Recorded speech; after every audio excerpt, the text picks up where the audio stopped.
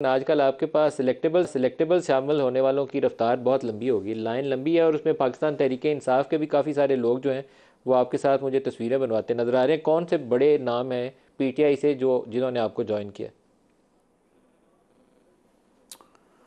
देखिए, इसमें साउथ में यानी जनूबी पंजाब में हमारे पास स्पेस है और वहाँ से काफ़ी यानी इलेक्टेबल्स कह लें या अपने इलाके में पॉपुलर लोग जिनको लोग वोट देना चाहते हैं या जिनकी अपने अपने इलाकों में एक पोजीशन है, तो वो शामिल हो रहे हैं।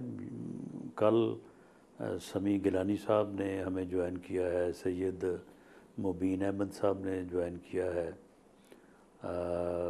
इस मरतबा बासत बुखारी साहब भी हमारी तरफ से इलेक्शन में हिस्सा लेंगे।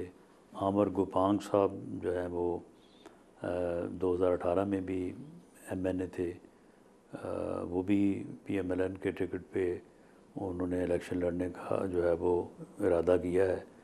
तो इस तरह से और भी कुछ बड़े नाम हैं। तो इस मरतबा जनूबी पंजाब की जो 46 सीट्स हैं उनमें से हमारा ये ख़्याल है कि हम -+40 सीट्स को जो है वो इंशाल्लाह वहाँ से जो है वो हासिल करेंगे। 2013 में भी हमारे पास वहाँ से 34 सीट्स थी।